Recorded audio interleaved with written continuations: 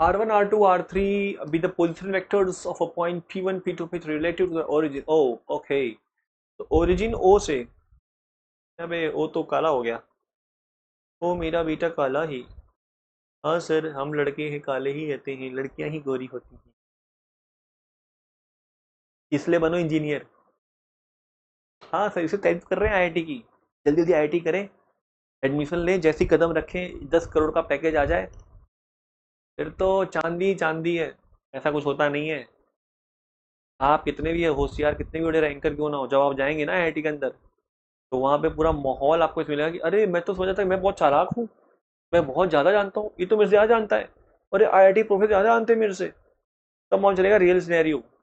अभी तो अपने अल्फा बीटा बैच में बैठ के सोच रहे हैं अपने तोप मार लिए, अरे भाई ऐसे कितने कोचिंग है जहाँ पे अल्फा बैच बैठे हैं।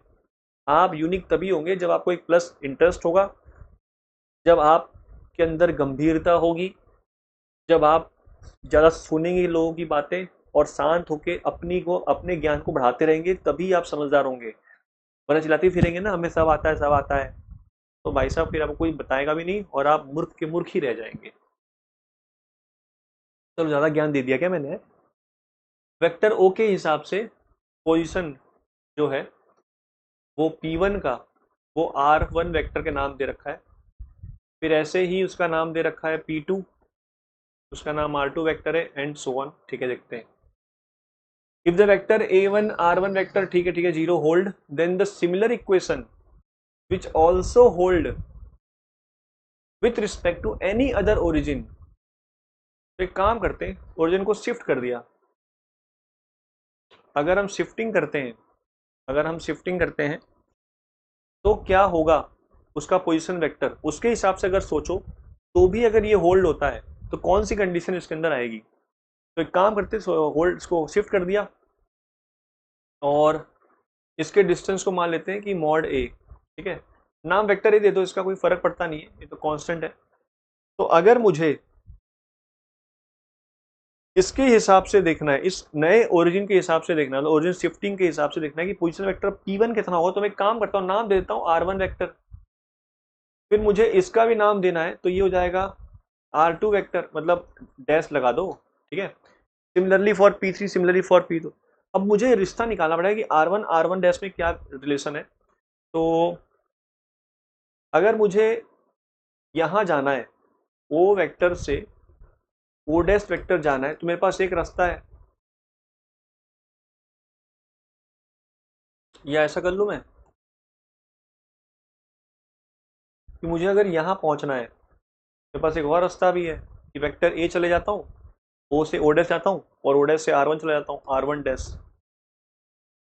तो ये R1 वेक्टर के बराबर ही होगा। इसी प्रकार से मुझे अगर R2 वेक्टर जाना है, तो मैं ए वेक्टर से R2 डैश ट्रेवल कर लूंगा। तो ए वेक्टर से R2 डैश ट्रेवल करोगे तो आप R2 वेक्टर की तरफ ही जा रहे हो। अच्छा, मतलब ऐसे ही फॉर R3 R4 से सिमिलरली। तो जहां जहां पर R1 वेक्टर है ना, उस सवाल के अंदर A1 है, ठीक है, R1 वेक्टर जो है, R1 वेक्टर वो कितना हो जाएगा, A vector plus R1 dash vector. ठीक है, इसी प्रकार से A2 A vector plus R2 dash vector. ये ध्यान रखना, R1 dash R2 dash they are with respect to new origin, नए ओरिजिन के हिसाब से चल रहा है ये पोजिशन वेक्टर। तो सिमिलरली फॉर ऐसे करते करते लास्ट में A vector plus R n dash vector, ठीक है, इक्वल टू 0। तो अगर मैं A1 R1 dash plus A2 R2 dash से करते करते AN RN डैश, फिर plus A1 plus A2 plus A3 से लेकर AN और वेक्टर A इक्वल टू 0 बोल सकता हूँ क्या। मैंने यहाँ सब में से वेक्टर A कॉमन निकाल लिया। तो यही कंडीशन होल्ड होगी अगर ओरिजिन शिफ्ट कर देते हैं, मतलब ये शकल 0 करना है तो इसको 0 होना पड़ेगा। अब वेक्टर A 0 हो सकता नहीं है, ठीक है, क्योंकि वो वेक्टर है, वो 0 हो सकता है, उसके पास जो मल्टीप्लाई लिखा हुआ है वो 0 हो सकता है। फिर दोबारा रिपीट कर रहा हूं मैं, यही condition similar equation will also hold with respect to any other origin. तो एनी अदर ओरिजिन के हिसाब से नया पोजीशन वेक्टर P1 P2 कितना हो गया था, R1 डैश R2 डैश।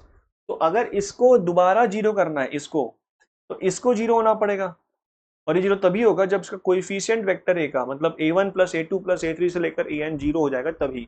तो option number C is correct. ठीक है, चलिए मिलते हैं अगले वीडियो में, बाय।